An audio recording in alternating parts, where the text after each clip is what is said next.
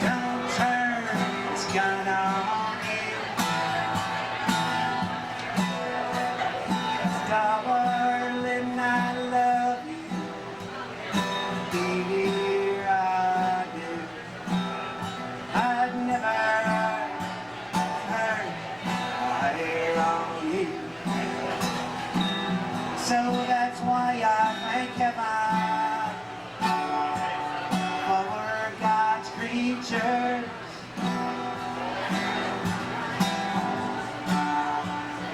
Kept me out of jail. But before he packs up and scuttles out of the room, can everybody please give a big round of applause for Jim Wade? Rita Dove like Oprah would.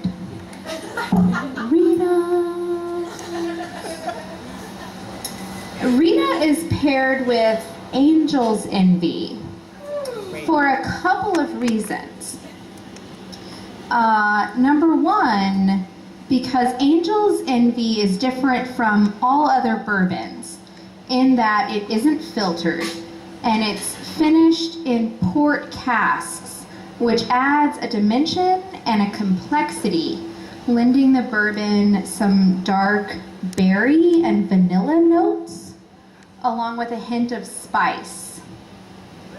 But also, when Amy and I were putting this together, there was a moment when we weren't sure exactly who was going to fill out our lineup, and I don't know if we were texting or if we were talking in person, but I was sort of saying, like, I just want a poet from the sky.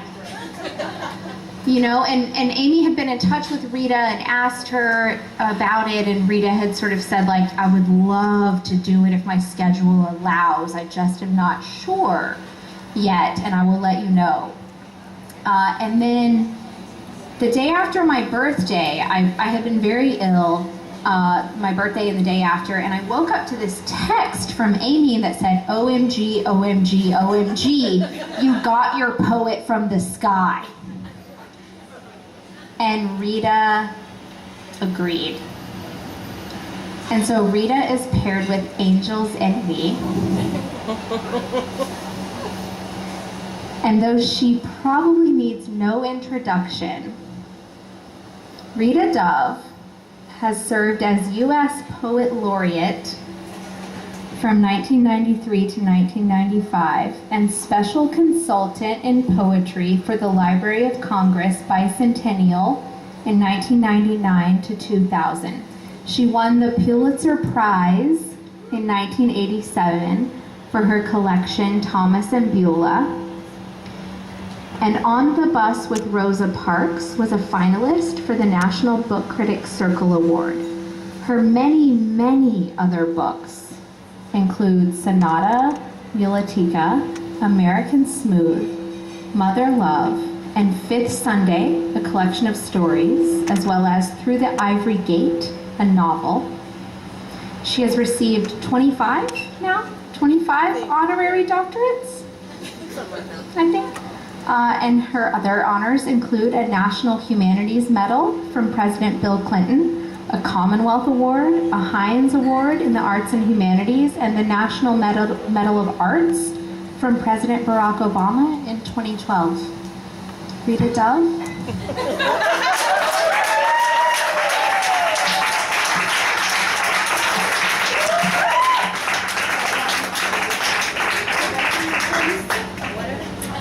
It is so wonderful to be here, and it really was a question of scheduling, and I'm glad I did some creative juggling to be here tonight, because wherever food and liquor and lovers of poetry come together, hey, got a made evening. And it's also just a delight to be here with my former students. I'm so proud of them that, you know, I feel like a second mother to them. Molly and to Amy and to Sandy, and to finally get a chance to meet Gabi. It's just really a delight. And I want to thank Jim for leading off that evening with all that incredible music, and Tomas back there. Man, you rock. And I haven't tasted Angel's Envy. I've tasted it before. I want to go ask, guys. But it is my favorite bourbon, and I didn't tell them that. I wanted to see what people, what you thought. And Bourbon on the stove. The angels are jealous tonight. But it's so fabulous. One of the tortures, however, of being here tonight is not being able to drink all the bourbons, because I was the last reader and I thought I have to be able to stand up. So afterwards, I'm just going to go over there and do a little nipping. I tasted every one of them. What I thought I'd do tonight, when I thought about the evening, I thought, well, let me look and see. Maybe I could do poems about any poem that has food or drink in it. And there seemed to be a lot of them. I mean, I must have been, kind of sublimating every time I was on a diet. But the first poem I'd like to read, so I am going to read poems which have to do with food and drink, but through the years. The first poem, however, because of the time of year, I thought I really should read it. It's called November for Beginners. And we're kind of almost a third of the way through November, but we're in the South, so it really is November for beginners here. I come from the Midwest originally. November for beginners.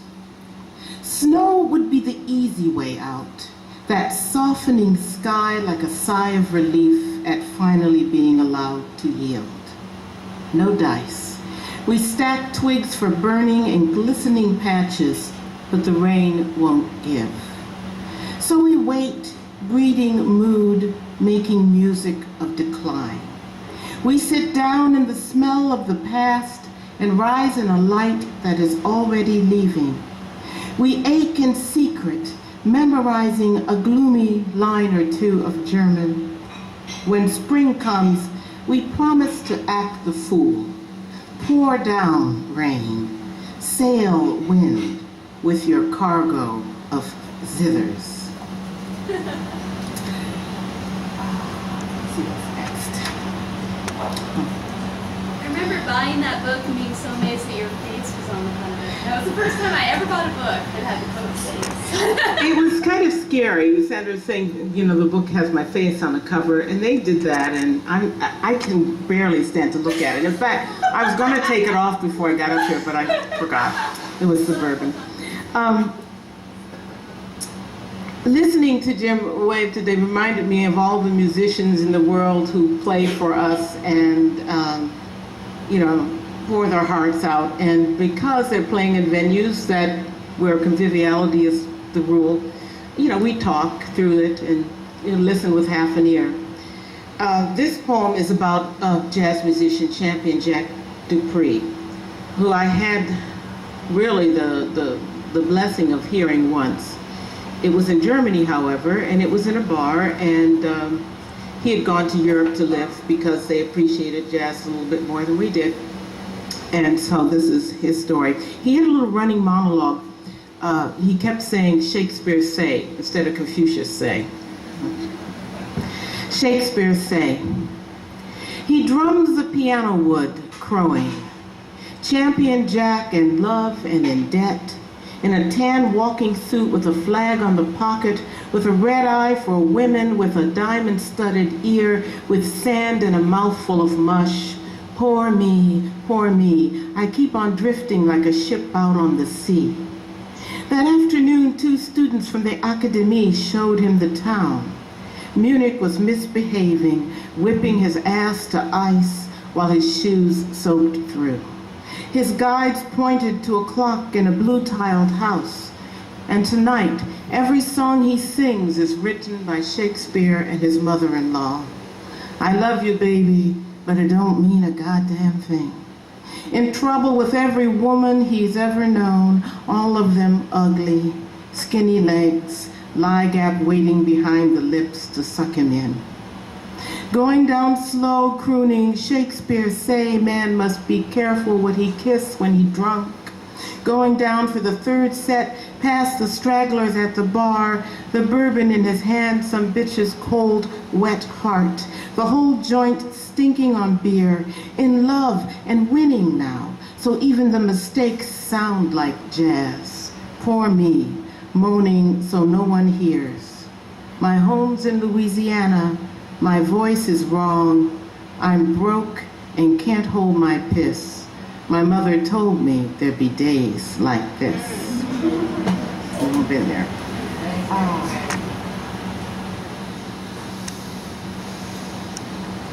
I'm debating. Do you want to go down? You want to go up? Go wherever you go. Let's see. Let's go down a little bit and then we'll go back up. Billie Holiday.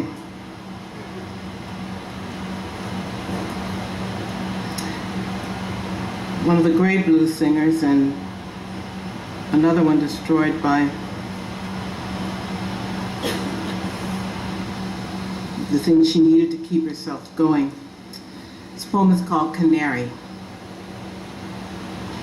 Billie Holiday's burned voice had as many shadows as lights.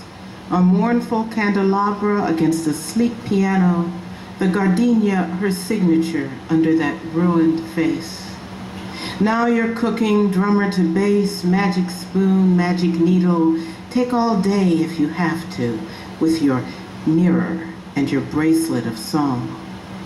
Fact is, the invention of women under siege has been to sharpen love in the service of myth. If you can't be free, be a mystery.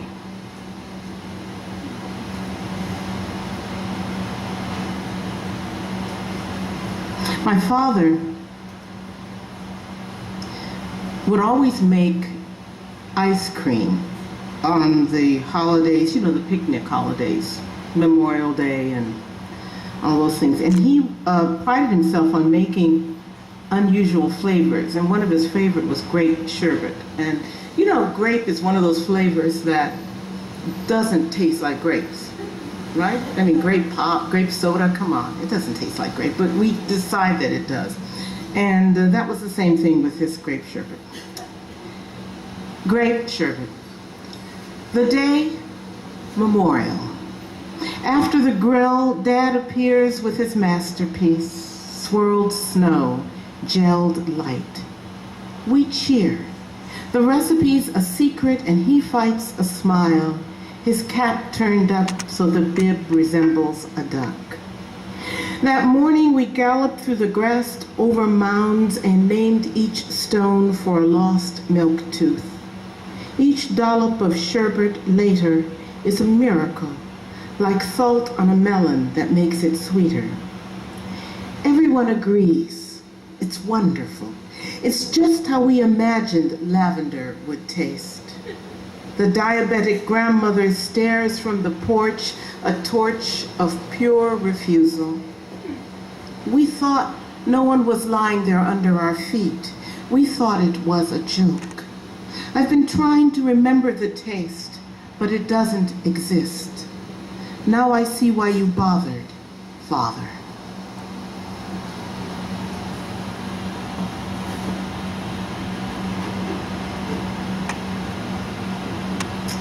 Every family has, I think, one of those bad uncles, you know, or one of those relatives that you never hear, either you know about them or your parents try to keep you away from where they, you know, you never hear about them. And I had a bad uncle who I never met, but he had escaped to Canada for some reason, couldn't come back. Don't know. Uncle Millet. He'd slip a rubber band around a glass of rye, pluck it with one pearly nail, like a song he couldn't get off his mind. Twice widowed, down from Toronto to cool his heels, he kept up the tales of nylon stuffed hastily into coat pockets, an aproned great aunt settling her bulk onto the front porch swing just as baby sister vaulted the backyard gate. Sure, he was no good, and I wasn't allowed over when he pulled into town. But I memorized the stories, imagining Canada full of men who'd use a knife to defend their right to say, man, she was butter just waiting to melt.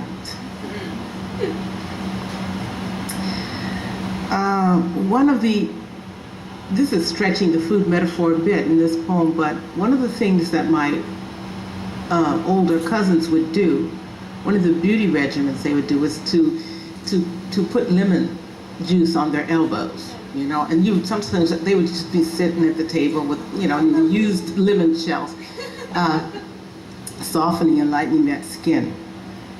These were the fast cousins. The song that year, I was about 10. I couldn't get in trouble if I tried at that age. But the song that year was Hully Gully. It was a good song. Hully Gully. Locked in bathrooms for hours, daydreaming in kitchens as they leaned their elbows into the shells of lemons. They were humming Hully Gully. Summer lasted a long time. Porch geraniums rocked the grandmothers to sleep as night slugged in, moon riding the sky like a drop of oil on water. Then down the swollen pitch of avenue, discourteous blouses, bright rifflings, gum popping to an invisible beat, daughters floating above the ranks of bobby socks. Theirs was a field to lie down in, while fathers worked swing shift and wives straightened oval photographs above the exhausted chenille in bedrooms, upstairs, everywhere.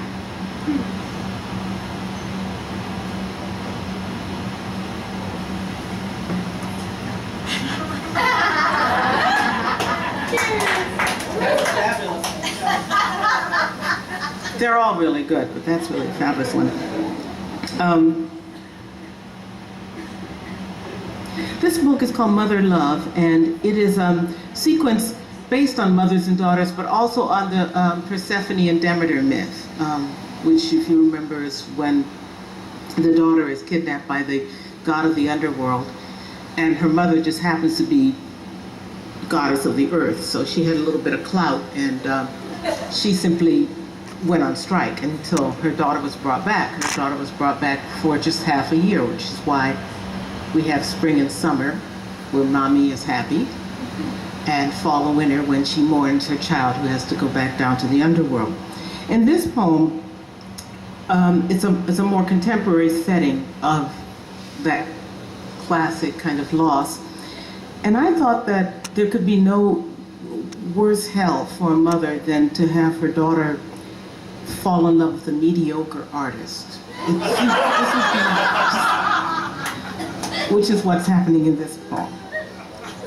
The bistro sticks. The mother is speaking. She was thin with a mannered gauntness as she paused just inside the double glass doors to survey the room, silvery cape billowing dramatically behind her. What's this, I thought, lifting a hand until she nodded and started across the parquet. That's when I saw she was dressed all in gray, from a kittenish cashmere skirt and cowl down to the graphite signature of her shoes. Sorry I'm late, she panted, though she wasn't, sliding into the chair, her cape tossed off in a shudder of brushed steel. We kissed. Then I leaned back to peruse my blighted child, this wary, aristocratic mole. How's business? I asked, and hazarded a motherly smile to keep from crying out. Are you content to conduct your life as a cliché? And what's worse, an anachronism, the brooding artist's demi-monde? Near the Rue Princesse, they had opened a gallery cum souvenir shop, which featured fuzzy off-color Monets next to his acrylics, no doubt, plus bearded African drums and the occasional miniature gargoyle from Notre Dame the great artist had carved at breakfast with a pocket knife. Tourists love us. The Parisians, of course, she blushed, are amused, though not without a certain admiration. The Chateaubriand arrived on a bone-white plate, smug and absolute in its fragrant crust, a black plug steaming like the heart plucked from the chest of a worthy enemy. One touch with her fork sent pink juices streaming. Admiration for what? Wine, a bloody Pinot Noir, brought color to her cheeks. Why, the aplomb with which we've managed to support our art. Meaning, he'd convinced her to pose nude for his appalling canvases, faintly futuristic landscapes strewn with car wrecks and bodies being chewed by rabid cocker spaniels. I'd like to come by the studio, I ventured, and see the new stuff. Yes, if you wish. A delicate rebuff before the warning. He dresses all in black now.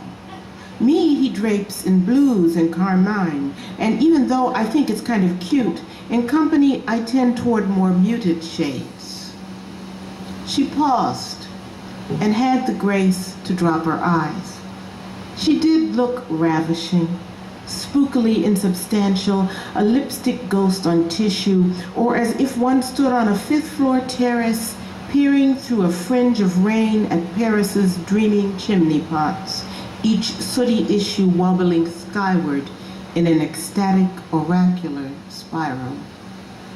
And he never thinks of food. I wish I didn't have to plead with him to eat.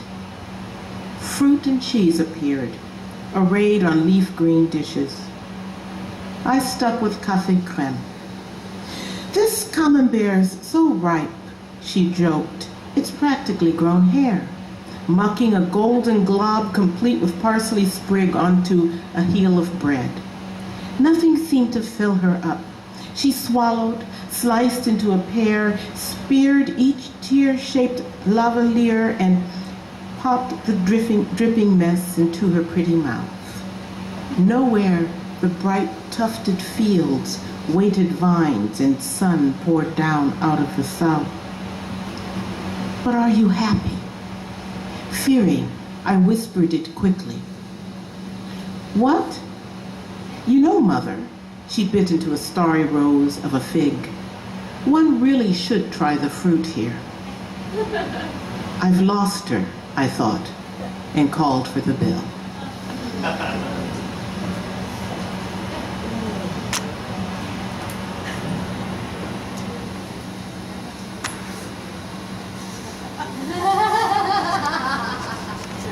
Amy said she had Thomas Revere if I wanted to read, but you know, there's not a lot of food. And there's food, but not a lot of food in the book. It's interesting.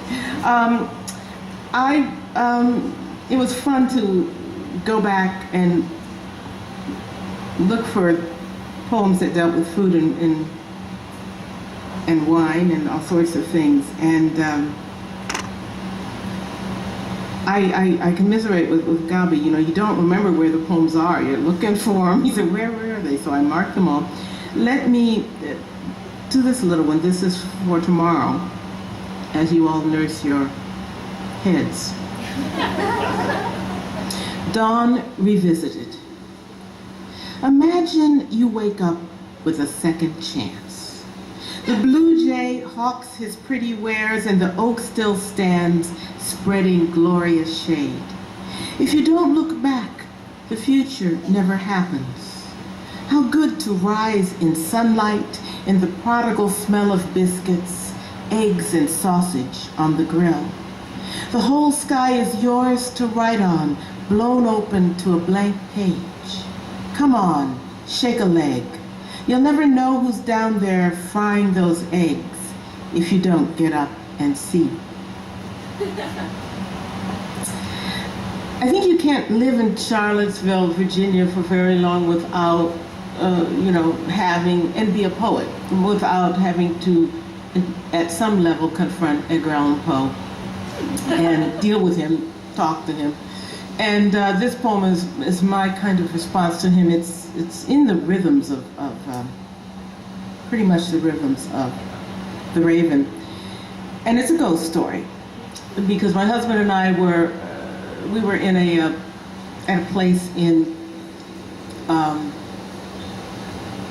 Switzerland, which was haunted. It was a writer's retreat, but they warned us that sometimes people had reported that the the wife of the house who had survived her husband by several years, and that she sometimes lingered, and they said she was friendly, so don't worry about it. And we're like, okay. And she really was there. You could really feel her presence. You didn't see anything, you know, but you could just feel her, so this is for her. Ghost Walk, Chateau de Lavigny. The neighbors who never set foot in the castle, never tasted the truffles or Chateau Rosé, say she walks room to room all night turning the lights on, and by day a cold wind blows through the tiered gardens, pinching leaves from the withering rose. It is said in the village she died of pure heartbreak, not a love turned away, but a love lasting only as long as a lifetime, his life and no longer. Not enough for the lady, hair red as a brush fire that refused to go out, though it faded with years to the orange of the coral that lives in the sea. And still she was lovely. Pale beauty became her, like pearls or a music box, like Café mit Schlag. Slim in an era when slim wasn't in fashion, she climbed into her tub lined with bath salts and mirrors. Chin deep in scent, she would dream of a body that could hold all of her, keep her afloat on this ocean of good sense and breeding. She told no one, not even the one man she lived for. She put on her lipstick, she combed her brave hair, which she bore like a lantern into the murmuring parlor, where they waited with smiles and champagne on their lips. All night the waves pitching, all day the crows wheeling through skies blue as his eyes, bright above the stunned lake. When he died, she lay down in their bed of silk tassels, in their bed of fringed curtains and rose-colored satin. She lay down without tears in that blushing cradle, and slept in that rocking, that cradle of sighs. Each night the bed creaking, cast onto the waves. Each dawn roses flaunting their loose tongues of flame. She's a kind spirit, they assure us, down in the village. Poor soul left behind when the party was over, searching the rooms for his laughter and a last glass of wine.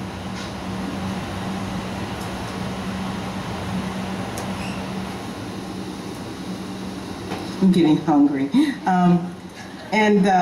So I will read a poem that, it's really dessert. Chocolate. Velvet fruit. Exquisite square I hold up to sniff between finger and thumb. How you numb me with your rich attentions. If I don't eat you quickly, you'll melt in my palm. Pleasure seeker, if I let you, you'd liquefy everywhere.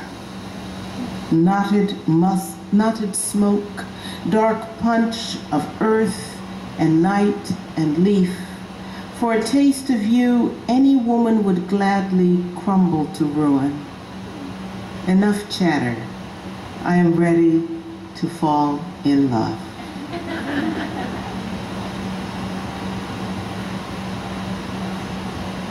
The Sisters, Swan Song. We died one by one. I'll start over, that was icky. The Sisters, Swan Song. We died one by one. Each plumper than the mirror saw us. We exited obligingly, rattling keychains and cocktail jewelry, rehearsing our ghostly encores. Glad to be rid of pin curls and prayers, bunions burning between ironed sheets. We sang our laments, praised God, and went our way. Quietly, were mourned in satin and chrysanthemums, whiskey and cake, old gossip evaporating into cautionary tales. Does it matter who went first, Corinna or Faye, heartache or coronary, a reckless scalpel or a careless life? Whoever was left kept count on the dwindling rosary, Susanna, Kit, Mary, Violet, Pearl. We all died of insignificance.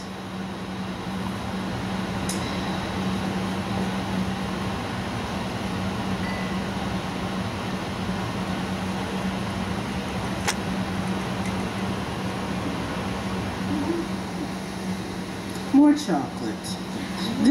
More chocolate, but this is the drinking variety. My last book is called Sonata Melodica, and it takes place in the 19th century, mostly 19th and 18th century. Very quickly, it's about a man named George Bridgetower, who was a prodigy violinist, a mixed race prodigy violinist, who so impressed Beethoven that he composed a sonata for him. And then he dropped out of history because of a squabble over a woman. But there are very few women in the book because it was the 19th century in Europe. And, their stories just weren't told. This woman, however, was a countess, and because of that, she had a certain status, and so she could leave behind some stuff. She was a woman who Beethoven always had all these doomed love relationships, and then he would compose something about them, and she had been his student. The Countess shares confidences over Carnival chocolate.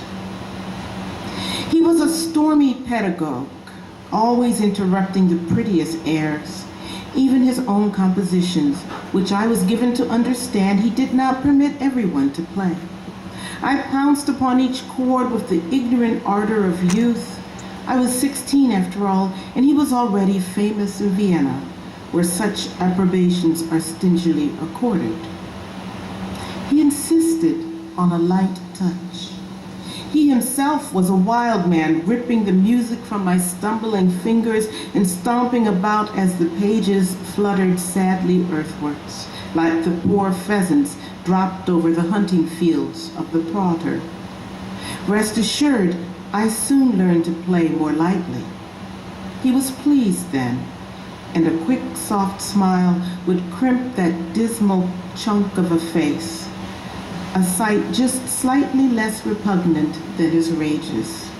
He was exceedingly unlovely, yes, but with a threadbare elegance, much as a servant, envisioning gentility, might avail himself of the scraps and dashes from the milliner's basket. Sometimes I could coax him to the pianoforte, where he would bow his head, eyes closed, and wait, as if the silence spoke only to him, before playing without notes music of such inexpressible beauty I thought to breathe and disturb the air would break his heart. He would not consent to payment, but accepted the linens I had sent up to his rooms. Poor man, he thought I had sewn them myself.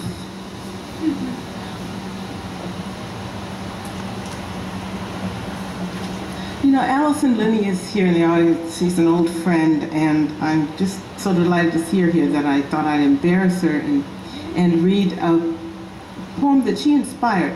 It's actually, every word in the poem these are her words. She sent me a self-help book that she had written for young women leaders. And when I was looking through it, I just looked at the chapter headings, which are all really very striking, and put together this poem out of those chapter headings. So this is for you, Al. And it's called Midlife Mantra. Say what you mean. Plan what you want. Choose your energy. Listen. When you care enough, write. Work when you need to. Dance when you can.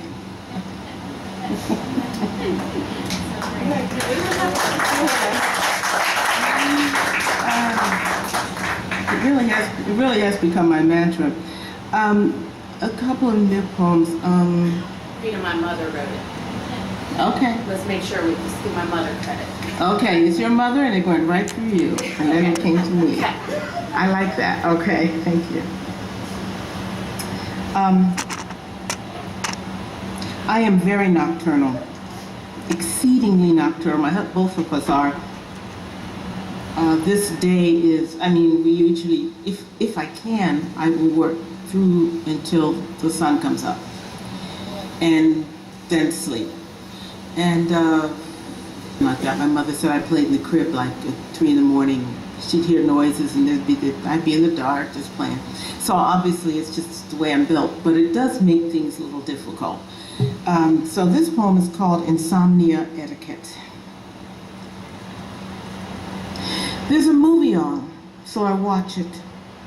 The usual white people in love, distress, the usual tears. Good camera work though, sunlight waxing the freckled curves of a pear, a clenched jaw. More tragedy then. I get up for some scotch in Stilton.